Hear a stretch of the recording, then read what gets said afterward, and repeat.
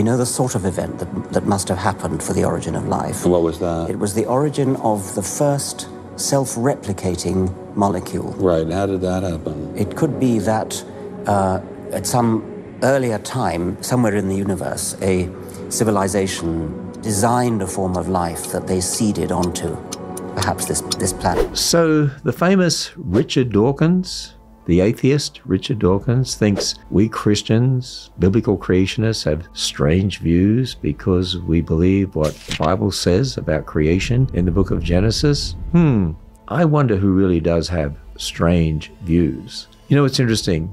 Richard Dawkins recognizes that life couldn't arise by chance random processes. He actually says, when we look at biochemistry, we can find a signature that there's design, and you do in DNA. DNA is an information system and a language system. I suppose it's possible that you might find evidence for that if you look at the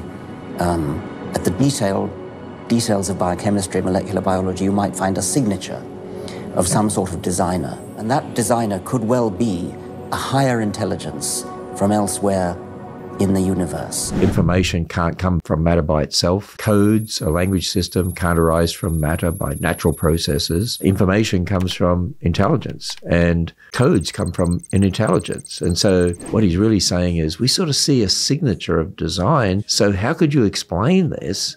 I mean, you know, Christians, we say God created. So he's saying, no, that's weird, that's strange. No, it could be that there were aliens from some other planet that actually designed a form of life and seeded it here on Earth. Now, wait a minute. First of all he's done is shift the problem to another planet. In other words, well, I can't explain how life could have come about on this planet, and there's that signature of design in biochemistry, so let's shift it to another planet. Let's have these aliens that seeded life on Earth. Okay, well, what about those aliens? Where did they come from? And then he says, well, there would have to be a process to explain how those aliens came into existence. Yeah. I mean, you know, you think about it. Where'd those aliens come from? Maybe there was another planet with other aliens that seeded life on that planet so that those aliens would then come and seed life on this planet. Well, where did those other aliens come from? Well, maybe there's another planet where those aliens then seeded life on a planet, and then aliens from there seeded life on another planet, and aliens from there seeded life on this planet. Well, where did those other aliens way back there come from? Well, maybe there's other aliens. I mean, I think Richard Dawkins would be very happy to believe in eternal aliens, but not an eternal God. And you know, if you think about it, the only thing that makes sense is in the beginning God, an eternal God who's outside of time, who brought everything into existence. We are all created beings. This universe is a created universe. We cannot understand an infinite God. But think about this. Why does matter even exist? Where does it come from? Well, Richard Dawkins admits we don't know. Why is there energy? Where did it come from? Why does anything exist? How do we explain that? I mean, you're going to say there was eternal matter? What about an eternal God?